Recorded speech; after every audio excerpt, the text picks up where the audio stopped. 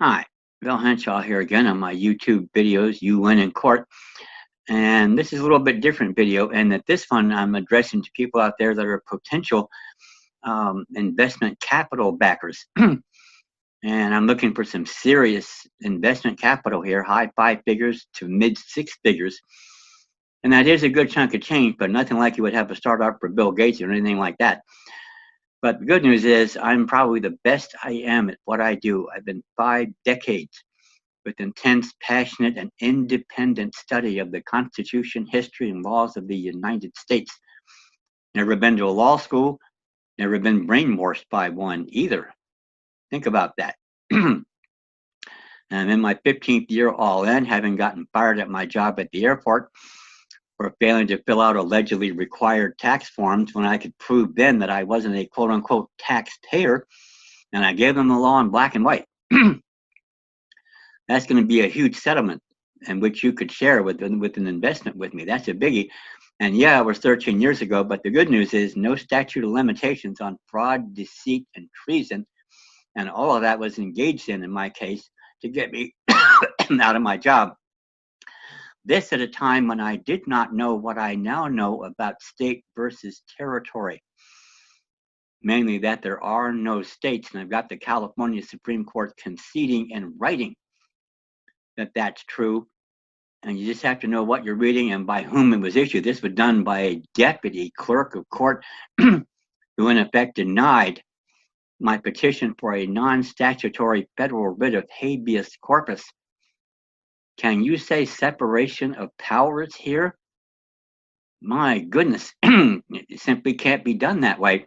But if the justices of the court had done this officially on the record, they would all be out there cooling their heels in Folsom or San Quentin right now for treason to the Constitution. So I understood exactly at the time, and with my documents, you'll get a letter, my thank you letter to the clerk of court for doing what he did for that reason. So yeah, that's astounding. And that's the issue, among others, that won my recent Oakland case, in which I went in there with white supremacist arguments and freed a black defendant who'd been in jail for a year without even a preliminary hearing. And somebody finally got smart enough on the other side to realize if they go to a trial, they're going to have to deal with me, the kid's mom, and him. And he's pretty on the ball too. All three of us in front of a jury explaining why they didn't have jurisdiction and why the jury shouldn't even need to deliberate to find him not guilty. Somebody finally figured it out. This is going to be a major payday, and probably a quick one. It is where I need a little help and a little investment money that'll help put me in a situation where I'm not, month to month, and I can get better things done, get some better equipment, put more into my, tools of my trade, so I'll have to work with and get even more efficient doing what I do. So that said, I am very arguably, by the way, as you'll learn, 4 for 4 in the U.S. Supreme Court. 3 of those cases this term, because I put a petition in there earlier this year for the Oakland case and a co-featured Wisconsin case. The Oakland case we won. The Wisconsin case is exactly the same case, and it's even better there because Wisconsin is the party, and Article 3, Section 2, U.S. Constitution. In all cases, ALL, in which the state shall be a party, the Supreme Court has original jurisdiction. How simple is that? 4th graders will get this. Law school graduates don't? So we have those two. My South Carolina case, I won, and while I was alone in that jail cell in Columbia, I sent the 9 parts an 18-page hand-printed petition for non-statutory federal writ of habeas corpus, 48 case citations, no errors. Among other things, you'll get a copy of all these documents, with serious investors, and you can take a look and see what I did alone from a jail cell, and see if you can find anyone else out there that could do something like that, like what I did. So that's 3 of them. And the 4th case, I helped a good friend of mine in Southern California effectively win his case. This is a little bizarre because they didn't decide his case. Despite the fact it was unopposed, he'd been through the other side on the appellate side, did everything you're supposed to do, every rule, every form, didn't help. They later took a case we didn't know about, basically on the same issues, and they decided that case in a way that wins his case, but they were able to avoid having to decide the issues he raised in his case one of which would have been no states. Now, they have a sworn duty to do that.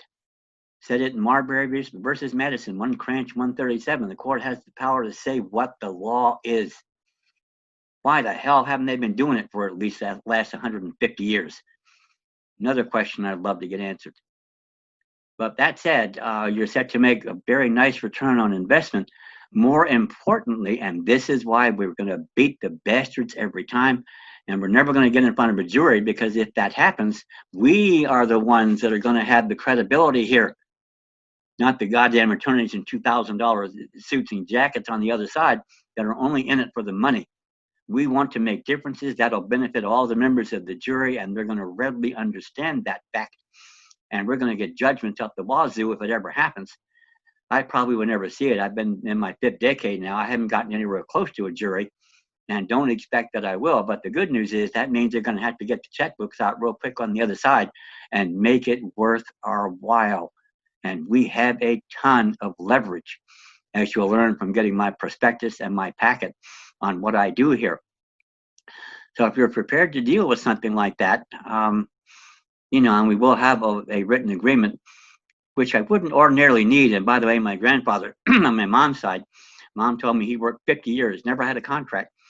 But he said you didn't need one in the small town where he was, because if you didn't do what you said you were going to do, you're out of there. Ain't no business. But I have one here basically for the reason that I want to present it to a jury if we ever get the chance, that I've relied on our unlimited power to contract secured by Article 1, Section 10 of the Constitution of the United States.